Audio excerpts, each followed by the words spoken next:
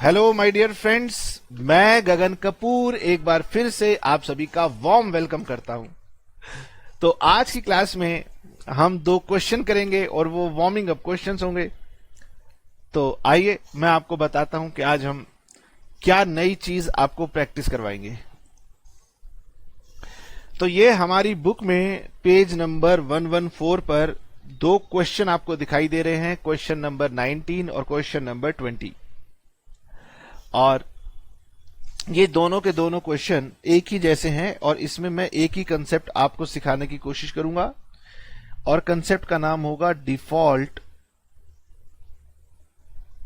In the payment of allotment money in case of pro rata allotment। अगर आपने pro rata allotment की थी और आपने उस प्रो राटा कैटेगरी से अलॉटमेंट का पैसा मांगा और उन्होंने अलॉटमेंट का पैसा नहीं दिया, तो फिर क्या करना होगा। हाँ, मतलब सिंपल सा है, सिर्फ मुझे प्रैक्टिस करवानी है, नया कुछ नहीं है इसमें। इसीलिए अगर ये पहले तो ये बता दूं कि ये मोस्ट इंपॉर्टेंट एडजस्टमेंट होने वाली है और इसमें मैंने आपको कुछ सिखाना नहीं है। इसीलिए अगर आप इसे अच्छे से समझना चाहते हो तो फिर आपको ना वीडियो को पॉज करके ईमानदारी से पहले खुद क्वेश्चन बनाना चाहिए। तो मैं आपको पहले क्वेश्चन नंबर 20 करवाऊंगा और उसके बाद क्वेश्चन नंबर 19 करवाऊंगा। पहले 20 और फिर 19। हाँ सर, क्यों? मेरी थोड़ी सी हैबिट है, मैं पहले क्वेश्चन को कहता हूं कि थोड़ा सा बच्चे हैं, आसान सा करवाते हैं ना। खैर, सोनी मीडिया लिमिटेड, वाह क्या बात है, Sony issued 50,000 shares of 10 each. Sir हमें कोई ऑथोराइज कैपिटल नहीं दी, कोई बात नहीं। Issued 50,000 shares of 10 each, payable 3 on application, 4 on allotment, balance on first and final call। तो पहले मुझे बताएं कि ये बैलेंस अमाउंट कितना है। 3 रुपए, ठीक है। Applications were received for 1 lakh shares, क्या कहेंगे आप इसको? सर एप्लीकेशन ज्यादा रिसीव हो गई, इसको बोलते हैं over subscription. Very good. Allotment was made as follows, applicants for 60,000 shares were allotted 30,000 shares। ओ 60 को 30,000, यानी कि सर ये रेशियो हो गई 6:3। या फिर सर इस रेशियो को 2:1 लिख दूं। मैंने कहा चलो जैसे आपको अच्छा लगे वैसे लिख लो। दूसरी है applicants for 40,000 shares were allotted 20,000 shares. ओहो, तो सर इसमें भी तो रेशियो वही है, फर्क क्या हुआ? क्वेश्चन बनाते समय बुक ने क्या ध्यान किया बताओ? दोनों ही प्रो राटा रेशियोस 2:1 बन गई। खैर अब क्या कर सकते हैं। अनुपम to whom 1,000 shares were allotted from category 1, यानी जो अनुपम भाई साहब हैं वो दरअसल इस कैटेगरी के हैं और failed to pay allotment money, उन्होंने अलॉटमेंट मनी नहीं दिया। जैसे हमने लास्ट क्लास में क्वेश्चन किया था उसमें शायद कॉल मनी नहीं दिया था, इसमें अलॉटमेंट मनी नहीं दिया। अब क्वेश्चन कह रहे हैं pass journal entries up to allotment. वो कह रहे कपूर साहब केवल अलॉटमेंट तक की एंट्रीज कराना, बाकी मत कराना, यानी कॉल की एंट्रीज नहीं होंगी। मैंने कहा क्या कैश बुक बनानी है? बोले नहीं छोड़ो, कैश बुक नहीं बनेगी, यानी सारी एंट्रीज जर्नल में जाएंगी। मैंने कहा बैलेंस शीट बनेगी? कह रहे नहीं बनेगी। कह रहे कितना आसान है। अब क्या ये क्वेश्चन आप करवाओगे? हाँ सर हम करेंगे, जल्दी से शुरू कर दीजिए। जब तक खुद नहीं बनाओगे तब तक सीख नहीं पाओगे। तो मैं यहां पर क्या करने वाला हूं, कुछ समय पास करने के लिए मैं क्वेश्चन नंबर 20 की यहां पर एक छोटी सी ड्राइंग बनाने वाला हूं। सबसे पहले मैं लिखूंगा applications invited 50,000 shares, applications received 1 lakh shares, application का मनी 3 रुपए, अलॉटमेंट का मनी 4 रुपए, कॉल का मनी बैलेंस है शेयर का मनी 10 रुपए है, प्रीमियम है नहीं, तो ये बैलेंस 3 रुपए का निकलेगा। अब सर जो एप्लीकेशन रिसीव हुई 1 लाख, उसके 2 प्रोराटा कैटेगरीज हमने बनाने हैं, 1 और दूसरा प्रोराटा 2। एप्लीकेशंस रिसीव्ड यहां पर 60,000, यहां पर 40,000। शेयर्स अलॉट जो आपने किए यहां पर 30,000 और यहां पर 20,000। Extra applications 30,000, 20,000। Application money @ 3 rupees, 3 rupees। Advance 90,000 इस कैटेगरी का, 60,000 इस कैटेगरी का। सर एडवांस का क्या करोगे? मैंने कहा एडवांस को मैं अलॉटमेंट के साथ कंपेयर करूंगा। ठीक है, अलॉटमेंट जो होगी वो होगी जितने शेयर अलॉट हुए इनटू में अलॉटमेंट मनी 4 रुपए, जितने शेयर अलॉट हुए इनटू में 4 रुपए। तो यहां पर सर मेरे पास अलॉटमेंट बनी बन के आती है 1,20,000 और यहां पर बन के आती है मेरे पास 80,000। ठीक है, सिंस अलॉटमेंट ड्यू इज, क्या लिखूं, मोर देन एडवांस रिसीव्ड, क्योंकि अलॉटमेंट ड्यू जो हमने पैसा मंगवाना है वो ज्यादा है और एडवांस मनी कम है, तो इसका मतलब हम पूरा का पूरा एडवांस रख सकते हैं। Therefore full advance money can be kept as share allotment. यानी कि मैं ये कहना चाहता हूं कि आपके पास जो एडवांस मनी आया है वो कम है, आपने जो अलॉटमेंट में मनी मंगवाना है वो ज्यादा है, तो एडवांस कम है तो हम पूरा एडवांस रख सकते हैं। अगर एडवांस ज्यादा होता तो मुझे सोचना पड़ता कि मैं उसे कॉल इन एडवांस में लेके जाऊं या रिफंड करूं। मैंने आपको बता दिया है अगर क्वेश्चन साइलेंट होता है तो अलॉटमेंट के ऊपर का एडवांस हम लोग रिफंड कर देते हैं। चलिए जी, हो गया। यह सारा डायग्राम वर्किंग नोट का पार्ट था, सॉल्यूशन का पार्ट नहीं था। सॉल्यूशन का पार्ट अब शुरू होगा और मैं उम्मीद करता हूं कि आपने अपना क्वेश्चन बना लिया है। अब आप मेरे साथ सुनिए। पहली एंट्री क्या होगी? सर पहली एंट्री होगी bank account debit to share application. अब हम इक्विटी वर्ड को लिखते नहीं है तो इसको हम अंडरस्टूड भी समझ सकते हैं और आप लिखना चाहें तो आप लिख भी सकते हैं। तो सर 1 लाख एप्लीकेशंस आई थी, 3 रुपए का एप्लीकेशन मनी था, तो ये अमाउंट लिख दीजिए 3 लाख। बिल्कुल ठीक बात, लिख दिया। लीजिए सर पहली एंट्री तो बहुत ही सिंपल है, दूसरी हमसे पूछिए। मैंने कहा अच्छा दूसरी एंट्री बताओ। कह रहे सर सबसे पहले तो लिखो शेयर एप्लीकेशन और जो अमाउंट ऊपर वाला है ना वो कॉपी कर दो। अब ये जो एप्लीकेशन मनी मिला था इसमें से कुछ अमाउंट तो जाएगा कैपिटल में। जो स्टूडेंट प्रैक्टिस कर रहे हैं उन्हें अच्छे से समझ में आ रहा है और जो प्रैक्टिस नहीं कर रहे वो समझ लें कि आगे से और ज्यादा डिफिकल्ट होता जाएगा। तो सर कैपिटल में अमाउंट जाएगा जितने शेयर हमने इशू किए हैं उनका एप्लीकेशन मनी, ये आया 150। इसके बियॉन्ड का जो मनी है वो शेयर अलॉटमेंट में जाता है अगर प्रोराटा कैटेगरी हो, हाँ है।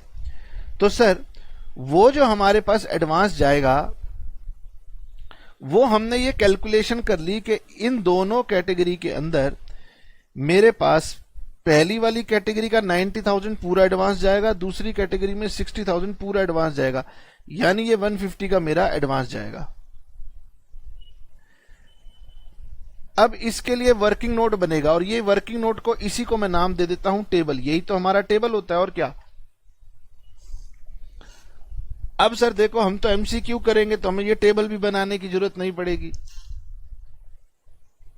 खैर एमसीक्यू पूछते हुए वो आपसे इस पर्टिकुलर पॉइंट पर एमसीक्यू पूछ सकता है कि पूरा क्वेश्चन बता के कहेगा कि बताओ एप्लीकेशन में जो एडवांस मनी आया वो अलॉटमेंट में कितना जाएगा। तो ये आपसे छोटा सा पॉइंट पूछ लेगा और एक नंबर में देखो कितनी मेहनत आपसे करवाएगा। Sir entry number 3, share allotment debit to share capital.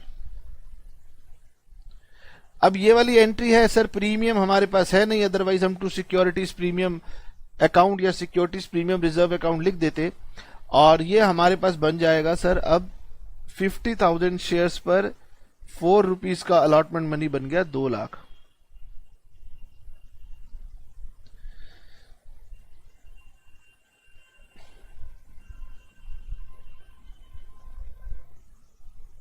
Number 4, bank account debit to share allotment account. ठीक है, अब मैं आपको बता देता हूं, अगर आप ऐसे स्टूडेंट हैं जो बहुत ही स्टूडियस तरीके के स्टूडेंट होते हैं, बहुत ज्यादा पढ़ते हैं, तो उनके माइंड में कुछ क्वेश्चंस आते हैं। तो आपके माइंड में एक क्वेश्चन आ सकता है कि सर हमारी बुक में एक एंट्री और दी हुई है कि हम ये वाली एंट्री भी पास कर सकते हैं, bank account debit calls in arrears account debit to share allotment account. क्योंकि हमारे इस क्वेश्चन में कहा गया है कि अनुपम जिसके पास 1000 शेयर्स थे उसने हमें अलॉटमेंट मनी नहीं दी। इसका मतलब कुछ ना कुछ अलॉटमेंट मनी मेरे एरियर्स में है। तो हमारी अकाउंटिंग कहती है कपूर साहब इसको डील करने के हमारे पास 2 रास्ते हैं, या तो एंट्री नंबर 1 या एंट्री नंबर 2। मतलब चाहे तो आप एंट्री बिना कॉल इन एरियर्स के बनाना, चाहे आप कॉल इन एरियर के साथ बनाना। कॉल इन एरियर के साथ बनाएंगे तो कॉल इन एरियर मेरे डेबिट हो जाएंगे, डेटर की तरह डेबिट बन जाएंगे। सर इनमें से आप कौन सी एंट्रीज बनाया करेंगे? तो बेटे मैं आपको बता देता हूं, मैं हमेशा हमेशा यही वाली एंट्री को बनाऊंगा, मुझे यही ज्यादा ठीक लगती है। लेकिन अकाउंटिंग है, मना नहीं कर रही। अब बच्चे को लगेगा सर मैं तो जो है ना जैसे सब करते हैं मैं ना उसका उल्टा करता हूं, मैं कॉल इन एरियर्स के साथ करता हूं। मैंने कहा ठीक है तो कर लो, कोई गलत बात नहीं है, बट हम वो वाली फॉलो करेंगे। पर मैं पहली बार कराऊंगा तो दोनों आपको समझा दूंगा। सर अब बताइए, bank account debit to share allotment, simple सी एंट्री है, इसका अमाउंट बताइए कितना आएगा। तो देखिए कुल मिला के अलॉटमेंट आपकी बनती थी 2 लाख रुपए की, यही तो बनती थी। ये देखिए शेयर अलॉटमेंट अकाउंट डेबिट का मतलब क्या है कि मैंने शेयर अलॉटमेंट के नाम का पैसा लेना है। ये जो शेयर अलॉटमेंट अकाउंट होता है, ये जो शेयर एप्लीकेशन अकाउंट होता है, ये सब पर्सनल अकाउंट होते हैं। तो जब मैंने पर्सनल अकाउंट को डेबिट किया, शेयर अलॉटमेंट को डेबिट किया, तो इसका मतलब मैंने 2 लाख रुपए लेने हैं। ठीक है, इसमें से मेरे पास ऑलरेडी 150 मेरे पास ऑलरेडी एडवांस के तौर पर पड़े हुए हैं। बोलो क्या ये बात आपको समझ में आती है कि जब एप्लीकेशन मनी रिसीव हुआ था तभी ये मेरे पास एडवांस आ चुका था। तो क्या ये 150 दोबारा आएगा? आंसर इज नो, ये 150 अब दोबारा नहीं आएगा। तो इसको कर दिया मैंने यहां से माइनस। इसके बाद हमारे मित्र अनुपम ने डिफॉल्ट कर दिया, उसके पास 1000 शेयर्स हैं जिसका उसने डिफॉल्ट कर दिया, वो माइनस करना है। तो क्या कहते हो कितना माइनस कर दूं? सर तो माइनस करना है तो आप इसमें अनुपम के 1000 शेयर्स के 4 रुपए माइनस कर दो, 1000 इंटू 4, मतलब कि सर आप इसके 4000 रुपीज माइनस कर दो। तो इसका मतलब आप ये कहना चाहते हो कि 50,000 में से 4 माइनस करके यहां लिख दो 46। अगर आप पिछला कोई भी क्वेश्चन चेक करेंगे तो हम ऐसे ही करते थे, जितने उसके शेयर हैं और कौन सी इंस्टॉलमेंट नहीं दी मल्टीप्लाई करके हम माइनस कर देते थे। पर अब की बार ये गड़बड़ हो जाएगी, अब की बार ऐसा नहीं होगा। और यही मैंने आपको सिखाना है, वर्किंग नोट। और ढेरों एमसीक्यू इसी पॉइंट के ऊपर आपको मिलने वाले हैं। Calculation of amount not paid by Anupam. तो आप क्या है, आपको मेरी बातों का आंसर देना है। जब आप मेरी बातों का आंसर देंगे तो आप कंसेप्ट समझ जाएंगे। मैं अनुपम की बात कर रहा हूं, मुझे बताएं अलॉटमेंट ड्यू फ्रॉम अनुपम कितनी थी। सर अनुपम के पास 1000 शेयर्स थे और 4 रुपए की अलॉटमेंट थी। इसका मतलब 4000 रुपए की अलॉटमेंट बनती है अनुपम के नाम की। बिल्कुल ठीक बात है, 4000 रुपए उसके नाम की अलॉटमेंट के बनते हैं। लेकिन अनुपम कह रहा है कि गगन सर, मैंने आपको एप्लीकेशन के टाइम पर एडवांस भेज दिया था। ठीक है, तो मैं यहां लिखूंगा, क्या लिखूंगा, advance received at application stage. तो खैर हम ज्यादा लंबा नहीं जाते, मेरा कहने का मतलब है कि मुझे केवल यह बता दीजिए कि अनुपम का आपके पास कितना एडवांस रखा हुआ है। अनुपम का एडवांस कितना है ये बता दीजिए।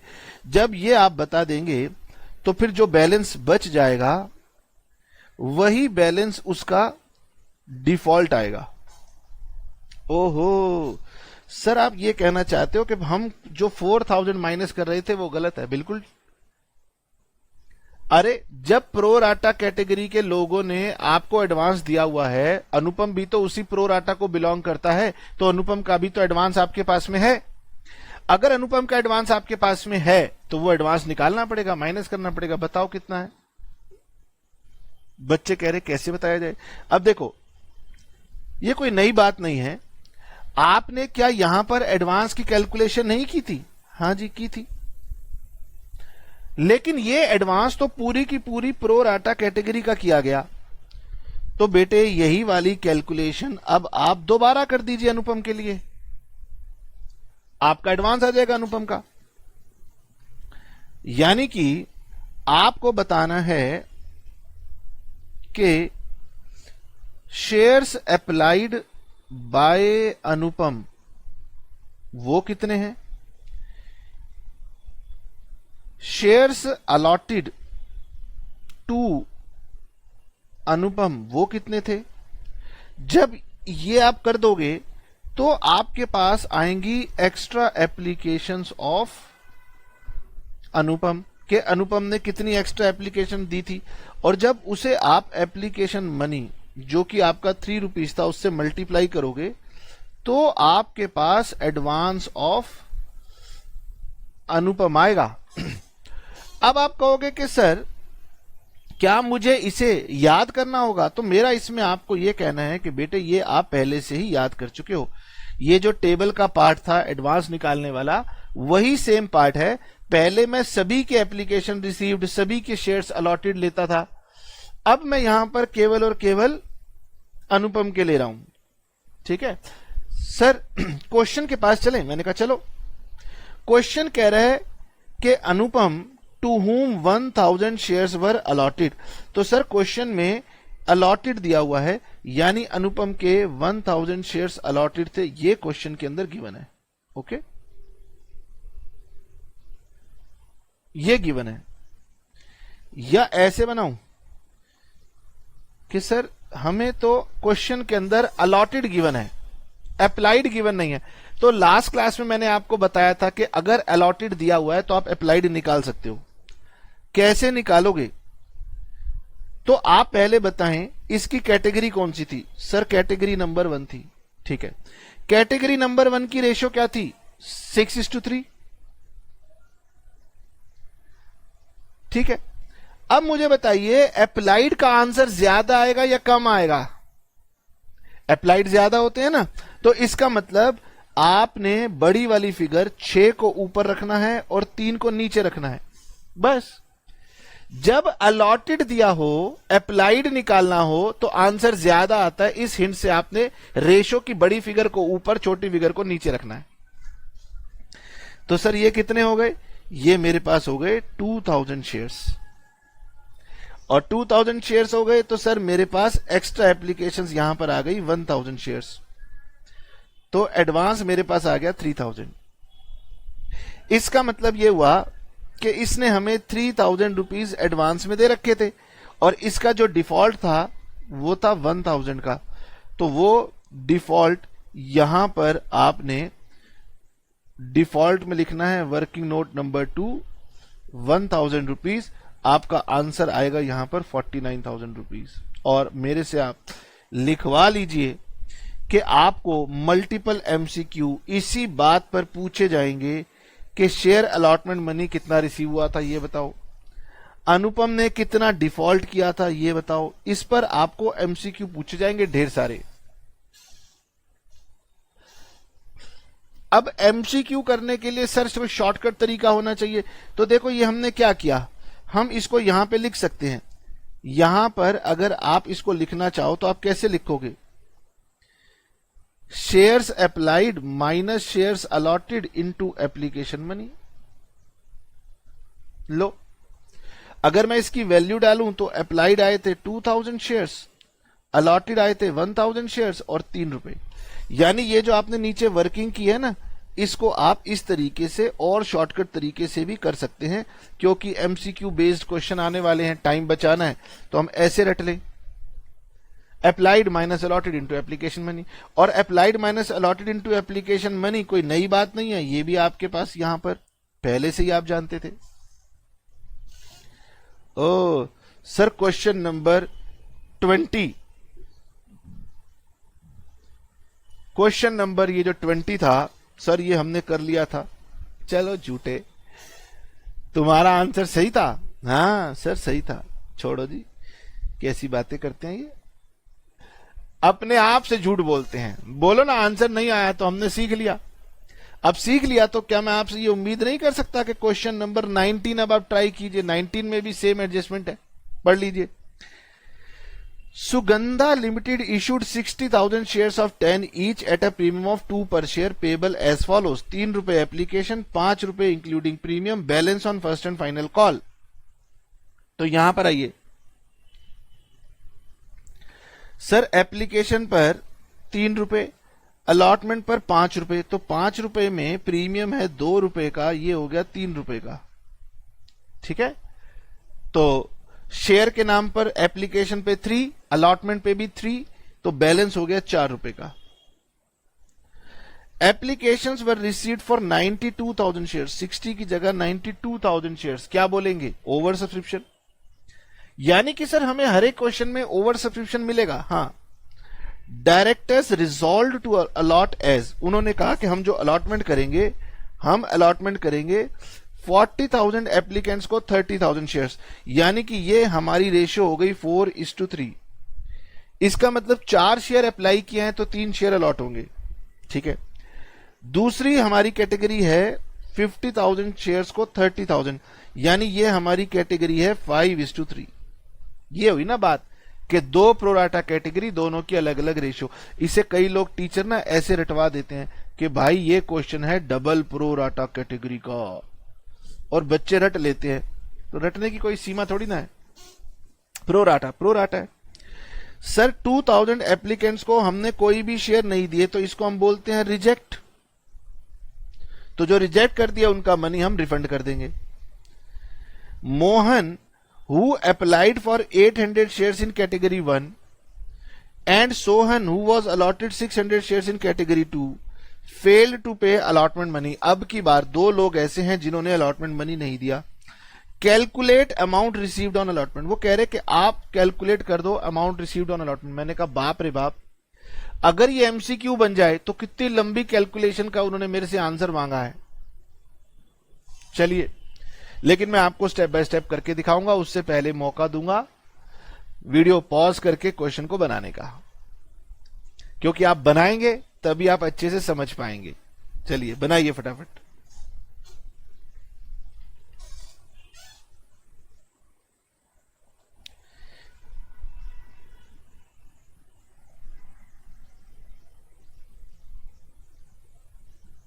शुरू कर रहा हूं मैं, मेरे से पहले बना लेना।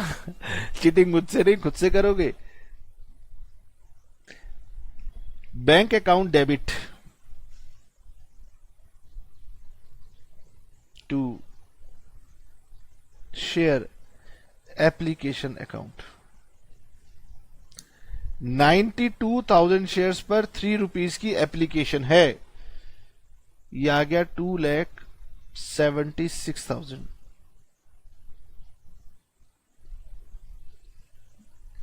ये entry number 1। Now entry number 2।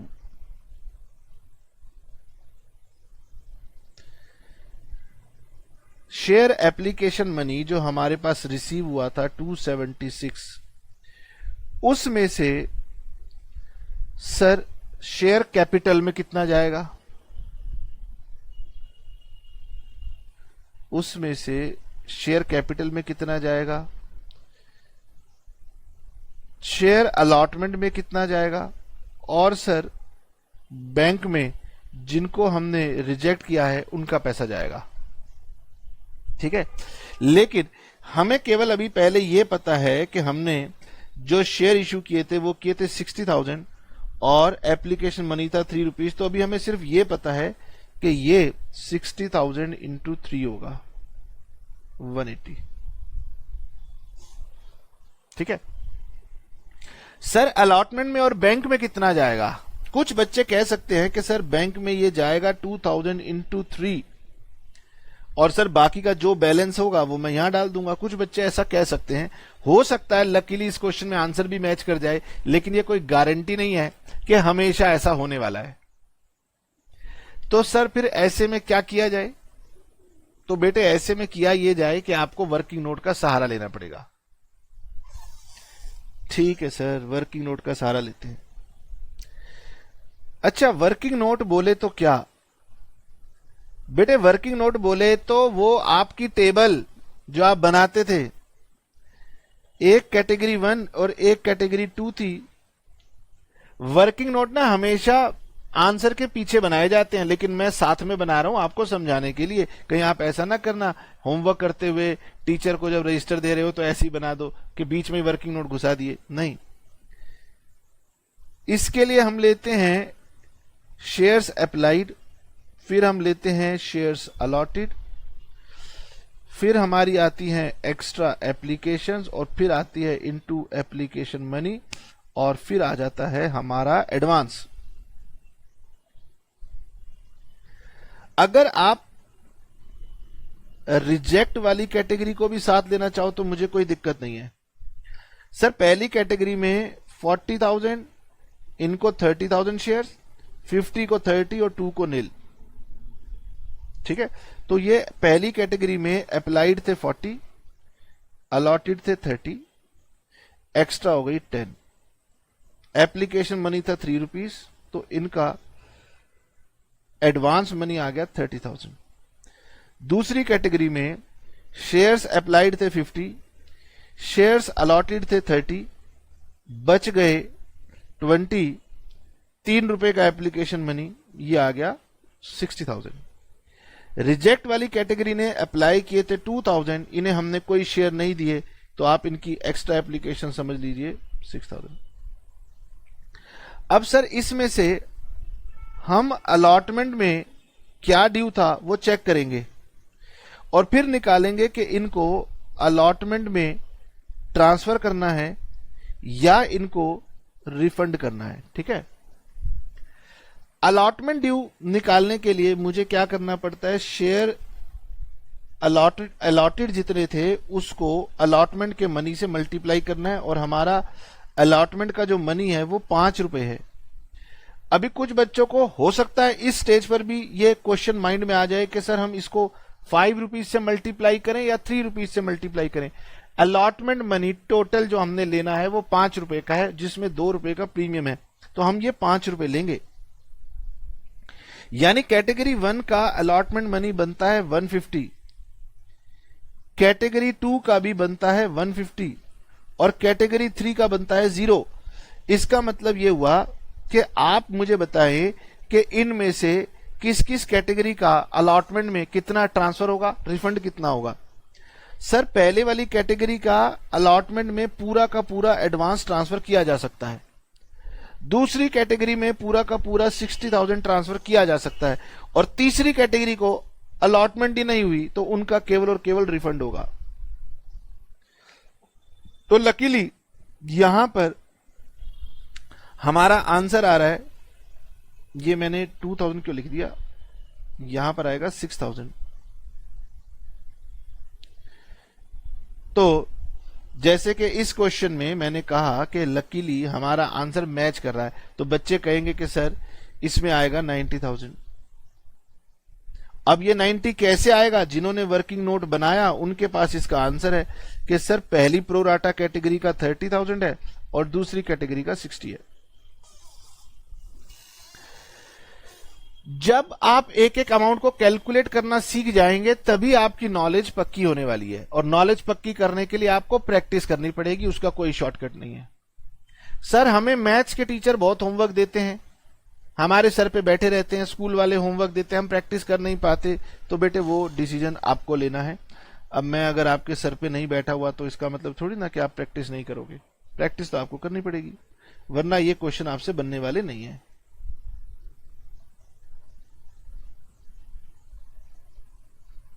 ठीक है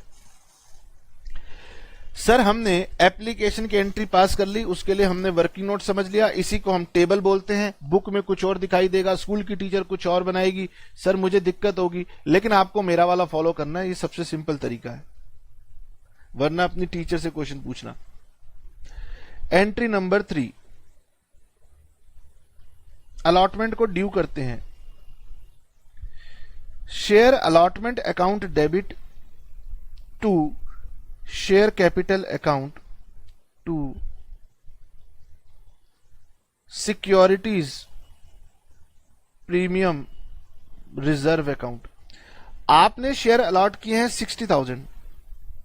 अब यहां पर देखिए, यहां पर आपको समझना है अलॉटमेंट है 5 रुपए की, प्रीमियम है 2 रुपए का, तो इसका मतलब कैपिटल के पैसे हैं 3 रुपीज के। कोई कंफ्यूजन नहीं है, बच्चा ये नहीं कह सकता मुझसे कि सर कभी आप अलॉटमेंट में 5 रुपए लिख रहे हो, कभी आप 3 रुपीज लिख रहे हो, कभी आप 2 रुपीज लिख रहे हो। तो बच्चे बात समझो, क्वेश्चन में बताया है कि एक शेयर पे 2 रुपए का प्रीमियम है, 5 रुपए की अलॉटमेंट है, तो बताओ कैपिटल का अमाउंट कितना बचा, डिफरेंस 3 रुपीज का। तो यानी कि यहां पर आएगा 3 लाख। 60,000 शेयर्स पर अलॉटमेंट के पैसे जब मांगे जाएंगे तो 5 रुपए के हिसाब से 3 लाख, ये आएगा 180 और ये आएगा 120। ठीक है, अब यहां पर क्वेश्चन एक स्टेप आगे चला गया और वो कहता है कि आपकी जो नेक्स्ट एंट्री होगी वो होगी bank account debit to share allotment account.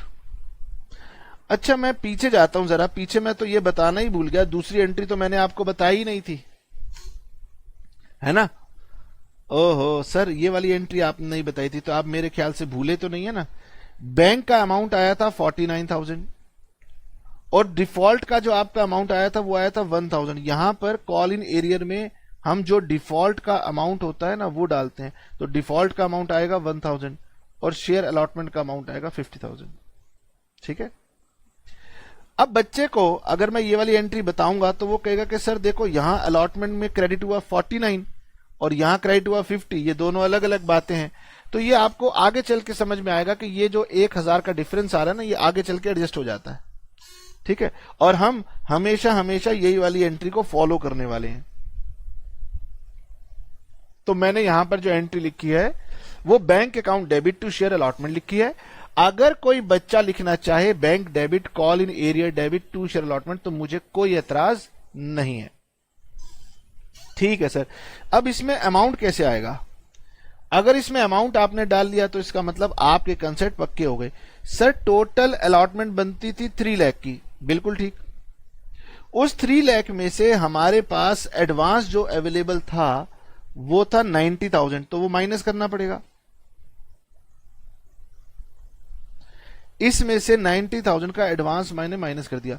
इसके बाद अब मुझे माइनस करना है डिफॉल्ट, और अब की बार मेरे पास दो डिफॉल्टर हैं, एक तो मोहन है और एक सोहन है, ये दो मेरे पास डिफॉल्टर हैं और मुझे इसकी कैलकुलेशन करनी पड़ेगी।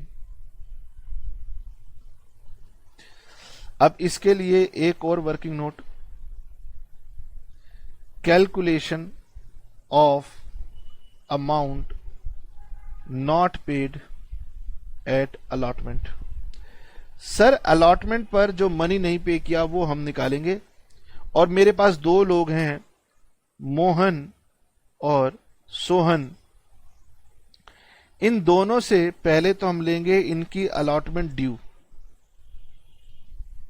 और अलॉटमेंट ड्यू लेने के बाद हम उसमें से माइनस करेंगे एडवांस। एडवांस का शॉर्टकट सीधा सीधा होता है, अप्लाइड लो, उसमें से अलॉटेड माइनस कर दो, और जो आएगा इनटू एप्लीकेशन मनी कर दो। ठीक है, यही तो करना है। नाउ सर क्वेश्चन कह रहा था Mohan who applied for 800 shares. Question कह रहा है कि मोहन जिसने अप्लाई किए थे 800 शेयर्स, यानी कि सर मोहन के अप्लाइड शेयर्स 800 हैं।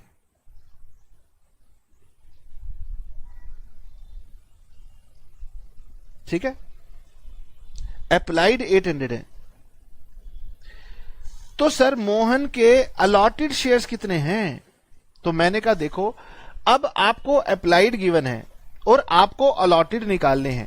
क्वेश्चन हमेशा यही करेगा, कभी वो अप्लाइड देगा तो अलॉटेड छुपा लेगा, कभी अलॉटेड देगा तो अप्लाइड छुपा लेगा। ठीक है, मुझे ये बताइए, अप्लाइड गिवन है, अलॉटेड आंसर कम आएगा कि ज्यादा आएगा? सर अलॉटेड हमेशा कम आता है। जब कम आएगा तो इसके लिए आपने उसको छोटी वाली फिगर से मल्टीप्लाई करना है, बड़ी वाली फिगर से डिवाइड करना है। आइए जी, आपकी जो रेशो है, आपकी रेशो कितनी है ये देखते हैं। सर हमारी कैटेगरी 1 में जो रेशो है वो 4:3 है। तो आपने 800 को मल्टीप्लाई करना है 3 से और डिवाइड करना है 4 से। जब रेशो 4:3 है तो दो ही रास्ते आपके दिमाग में आ रहे होंगे कि सर या तो मैं 4/3 करूं या 3/4 करूं। अब कौन सा करूं? तो लॉजिक बहुत आसान है, जब अप्लाइड गिवन है, अलॉटेड निकालना है, तो आंसर कम आना चाहिए ना। कम तब आएगा जब छोटी फिगर से मल्टीप्लाई होगा और बड़ी फिगर से डिवाइड होगा। ठीक है, या फिर जब अप्लाइड गिवन है तो रेशो में अप्लाइड वाली फिगर नीचे आती है, अलॉटेड वाली फिगर ऊपर आती है। कोई भी एक तरीका आपको समझना है, और अगर ये दोनों आपको नहीं समझ में आते हो तो मैंने आपको यूनिटरी मेथड बताया था, आपने वो फॉलो करना है। अच्छा, तो सर ये हुआ 200, ये हुआ इंटू 3, ये हुआ 600। बोलिए, समझ में आया? इसका मतलब मोहन ने आपको 800 शेयर्स की एप्लीकेशन दी, आपने उसको 600 शेयर अलॉट किए, यानी उसके 200 एक्स्ट्रा शेयर थे, और आपके पास एप्लीकेशन मनी जो था वो 3 रुपीज का था। तो ये कितना हो गया? इसका एडवांस हो गया 600। सर अलॉटमेंट ड्यू कैसे निकालेंगे मोहन की? अलॉटमेंट ड्यू निकालने के लिए शेयर अलॉटेड चाहिए होते हैं, अप्लाइड नहीं चाहिए होते। तो मोहन के अलॉटेड शेयर थे 600 और 5 रुपए की उस पर अलॉटमेंट बनती है, ये बन गई आपकी 3000। अब बहुत सारी खिचड़ी पक गई तो मैं यहां से कुछ खिचड़ी साफ कर देता हूं, ये लीजिए। इसका मतलब मोहन का डिफॉल्ट है 2400। सोहन का बताइए। सोहन के केस में क्वेश्चन कहता है कि Sohan who was allotted 600 shares in category number 2 fail to pay allotment money. तो आपने क्या ध्यान दिया, सोहन की बारी में अलॉटेड शेयर्स गिवन है, मोहन की बारी में अप्लाइड शेयर्स गिवन थे। ठीक है सर, सोहन की बारी में अलॉटेड शेयर्स गिवन है, तो यहां पर लिखूंगा कि भाई सोहन के अलॉटेड शेयर हैं 600, और अलॉटेड शेयर से मेरी अलॉटमेंट ड्यू भी निकल आएगी, इसकी भी अलॉटमेंट ड्यू आ गई 3000। अब सर इसके अप्लाइड शेयर कैसे निकलेंगे बताओ? अप्लाइड शेयर निकालने के लिए मेरा आंसर ज्यादा आना चाहिए, और मेरी जो कैटेगरी नंबर 2 है उसकी रेशियो है 5:3, तो बड़ी वाली फिगर से मल्टीप्लाई और छोटी वाली फिगर से डिवाइड, तो ये आएंगे मेरे 1000। इसका मतलब सोहन ने 1000 शेयर्स के लिए अप्लाई किया था और उसे 600 शेयर्स अलॉट हुए थे, 400 एक्स्ट्रा एप्लीकेशंस आई थी जिस पे 3 रुपीज के हिसाब से था 1200, तो ये हो गया मेरा 1200, यानी इसका डिफॉल्ट हो गया 1800। टोटल डिफॉल्ट हो गया 2400 प्लस 1800। टोटल डिफॉल्ट हो गया 2400 प्लस 1800, तो यानी ये हो गया 4200। तो हम इसको माइनस कर देंगे, तो 3 लाख माइनस 90,000 और माइनस 4200 करने के बाद ये मेरा आंसर आ गया 2,05,800।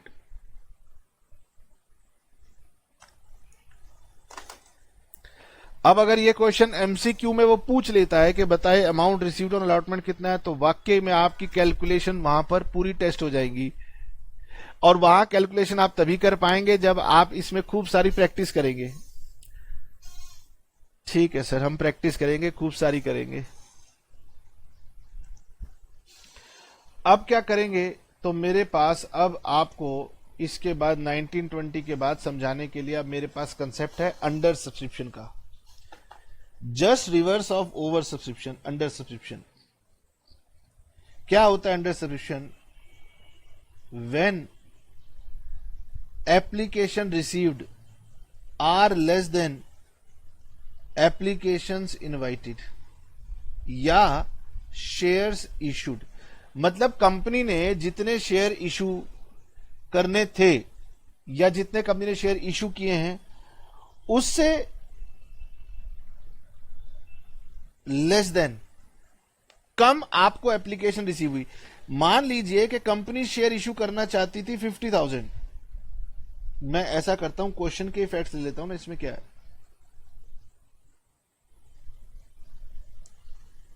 ये सिंबल है लेस देन के लिए। Blue chip limited was registered on 1 January with capital of ₹10 lakh divided into 1 lakh shares of 10 each. Company issued 42,000 shares, of which 40,000 shares were taken up by the public. इसको बोलते हैं under subscription. Company ने issue किए 42,000,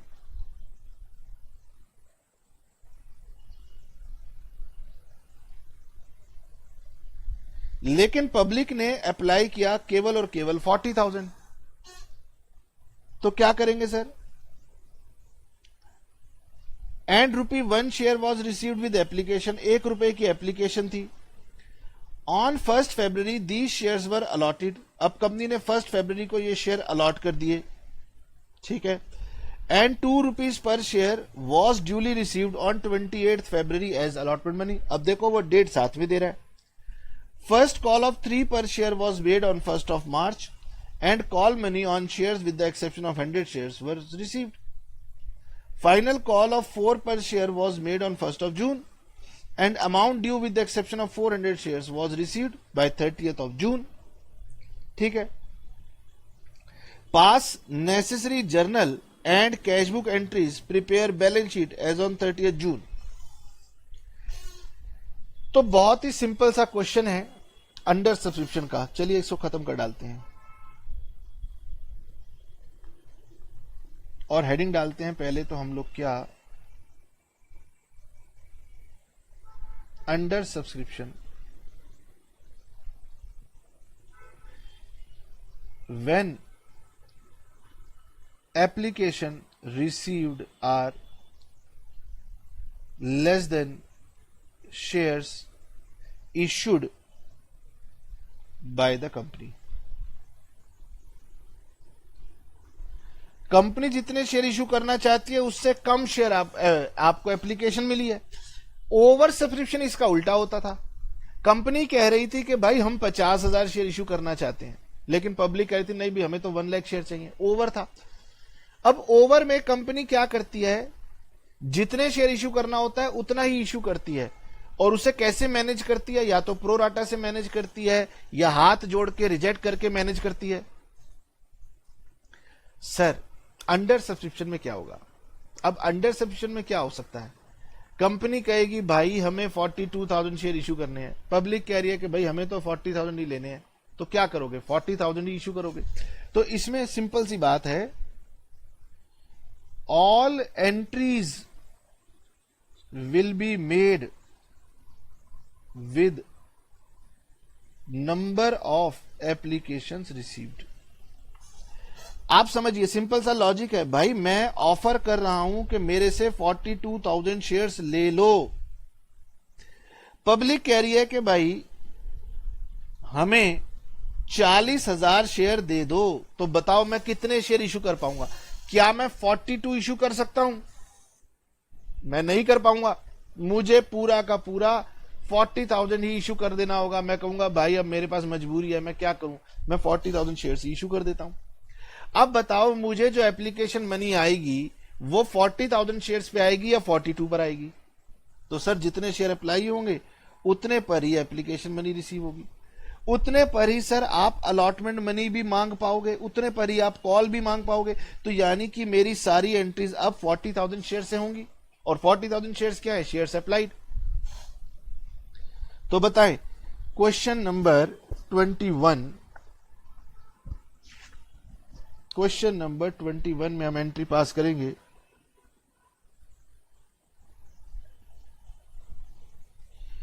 अब date given है, पहले ले लेते हैं 1 जनवरी को। हमारी पहली एंट्री हो जाएगी bank account debit to share application account. 40,000 shares के लिए एप्लीकेशन आई है, ₹1 का एप्लीकेशन मनी है, तो ये हुआ 40,000। नाउ कंपनी ने 1 फरवरी को इन शेयर्स को अलॉट कर दिया। तो जानते हो ये जो मेरी एप्लीकेशन की सेकंड एंट्री होती है ना, ये जब कंपनी शेयर अलॉट करती है तब होती है।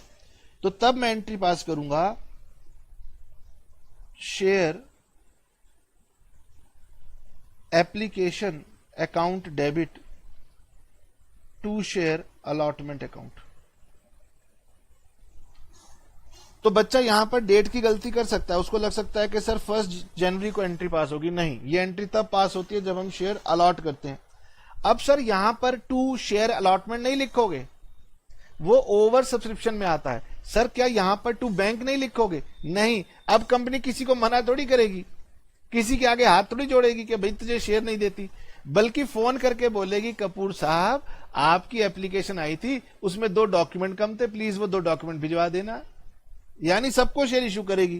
तो यानी यहां पर सिंपल सी बात होगी, सारा का सारा मनी आपका शेयर, सॉरी मैं क्या बोल रहा हूं और क्या लिख रहा हूं, शेयर कैपिटल में जाएगा ना। अरे सर तभी तो हम कंफ्यूज हो जाते हैं, आप बिना गलती करते हो। मैं तुम्हें चेक कर रहा था कि तुम सोते हो कि जागते हो, बेकार की बातें करते हैं। अब इसी डेट पर 1 फरवरी को अलॉटमेंट ड्यू भी होगी। जब अलॉटमेंट होती है तो कैपिटल में एप्लीकेशन मनी ट्रांसफर होता है, साथ में अलॉटमेंट ड्यू होती है। तो हमारी सेकंड एंट्री भी इसी डेट पर बनेगी, share allotment account debit to share capital account. Sir allotment money था कितने का? ₹2 का, ₹2 का था। तो ये हो गया 80,000 और ये हो गया 80,000। फिर क्वेश्चन कह रहा है जब मंथ का एंड हुआ 28 फरवरी को, तो हमें ये मनी रिसीव हो गया bank account debit to share allotment account. तो सर क्या आपको सभी मनी रिसीव हो गया? वो कह रहे हैं कि and was duly received on 28 February as allotment money, यानी कोई डिफॉल्टर नहीं था। अगर डिफॉल्टर होता तो मुझे कोई टेंशन भी नहीं थी, इसमें कोई दिक्कत नहीं है क्योंकि ओवर सब्सक्रिप्शन नहीं है। उसके बाद क्वेश्चन कह रहा है कि हमने फर्स्ट कॉल ऑफ ₹3 पर शेयर मांगी 1 मार्च को, और ये हमें रिसीव हो गई with the exception of 100 shares. तो हमने यहां पर 1 मार्च को कॉल मनी लेनी है, तो हम लिखेंगे share first call account debit to share capital 1,20,000। अब सर ये रिसीव कब हुई? रिसीविंग की डेट क्वेश्चन देना भूल गया, तो यहां लिखेंगे bank account debit to share first call, और यहां पर 1,20,000 था, जिसमें से 100 शेयर्स का हमें कॉल मनी नहीं रिसीव हुआ। तो 100 शेयर्स का ₹3, कोई एडवांस का झंझट यहां पर नहीं होता, वो माइनस कर देंगे, तो 1,19,700। अब इसी तरीके से सेकंड एंड फाइनल कॉल की एंट्रीज आप खुद करेंगे। और मैं आपको लेके चलता हूं बुक के पेज नंबर 42 के ऊपर, जहां पर हमें बुक कह रही है कि कपूर साहब, मैंने अंडर सब्सक्रिप्शन के बारे में 2 बातें करी हैं, कृपया करके बच्चों को बता दीजिए। मैंने कहा अच्छा, ये हुआ 42।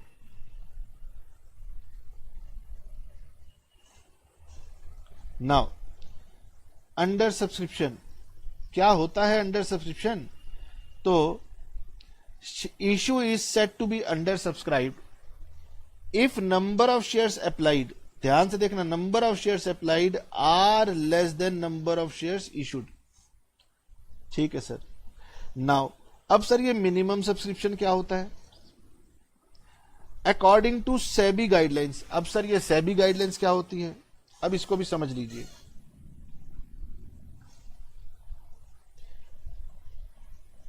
मैं ऐसे लिखता हूं, छोड़ो। कंपनी कैसे जन्म लेती है? कंपनी जन्म लेती है जब उसका इनकॉर्पोरेशन हो जाता है अंडर द कंपनीज एक्ट। जो आपका कंपनीज एक्ट है उसमें उसका जन्म हुआ, या उससे पहले के लॉ में उसका जन्म हुआ, तब वो कंपनी बनी थी। कंपनी कह रही है कि मुझे बनाया किसने? कंपनीज एक्ट ने। तो भाई मैं कंपनीज एक्ट के रूल को फॉलो करूंगी, कंपनीज एक्ट के लॉ को फॉलो करूंगी। तो हर कंपनी कहती है कि भाई मुझे कंपनीज एक्ट ने पैदा किया है, तो मैं कंपनीज एक्ट की बात को मानूंगी, उसको फॉलो करूंगी। नाउ अब लॉ कहता है कि देखो ये कंपनी 2 तरीके की होती हैं, एक तो होती हैं अनलिस्टेड और दूसरी होती हैं लिस्टेड। सर कभी तो आप कहते हो कंपनी होती है प्राइवेट और पब्लिक, वो अलग नजरिया था देखने का। कभी आप कहते हो सर कंपनी होती है होल्डिंग और सब्सिडरी, एक कंपनी दूसरी को कंट्रोल कर रही है, वो भी एक नजरिया था। कभी आप कहते हो कंपनी होती है लिस्टेड और अनलिस्टेड, तो ये एक अलग नजरिया है। तो सर अनलिस्टेड का मतलब क्या है? देखो कंपनी ने अपने आप को रजिस्टर करवाया रजिस्ट्रार ऑफ कंपनीज के पास, ये अलग सरकारी दफ्तर है, ठीक है। अब कंपनी जो है अपने आप को अगर वो रजिस्टर करवा लेती है स्टॉक एक्सचेंज में, कहां पे रजिस्टर करवा लेती है? स्टॉक एक्सचेंज में, तो वो बन जाती है लिस्टेड कंपनी। अब कंपनी स्टॉक एक्सचेंज में अपने आप को लिस्टेड करवाना चाहे ना करवाना चाहिए, उसकी मर्जी है। अब देखिए, सपोज कीजिए मैं कुछ बिजनेस करता हूं। सर आप क्या बिजनेस करते हो? मैंने कहा थोड़ी देर के लिए मान लो मैं ये प्रोडक्ट कैलकुलेटर में ट्रेड करता हूं, बेचता हूं मैं। तो किसी ने मुझसे पूछा गगन तुम ट्रेड कैसे करते हो? मैंने कहा भाई मेरे कुछ कस्टमर्स हैं, मैं उनको बेच देता हूं। तो सरकार कह रही है जा कोई बात नहीं, जा अपना धंधा जैसे करना है कर। जैसे ही मैंने बोला कि नहीं मैं ना इस कैलकुलेटर को अमेजॉन पर भी बेचता हूं, तो सरकार कहेगी इसका मतलब तू अमेजॉन पर रजिस्टर्ड है। मैंने कहा अब सरकार कहती है अमेजॉन एक बहुत बड़ा प्लेटफॉर्म है, वहां पर जो लोग अपना प्रोडक्ट बेचेंगे उनको थोड़े एक्स्ट्रा रूल फॉलो करने पड़ेंगे। ऐसे ही कंपनी होती है। कंपनी ने अपने आप को स्टॉक एक्सचेंज पे रजिस्टर करा लिया, इसका मतलब यह है कि अब कंपनी के शेयर स्टॉक एक्सचेंज पर खरीदे और बेचे जा सकते हैं, ठीक है। सर कंपनी के मेरे पास शेयर हैं, मैं कहां जाके बेचूं? तो मेरा क्वेश्चन आपसे यह होगा कि आपकी कंपनी लिस्टेड है कि अनलिस्टेड है?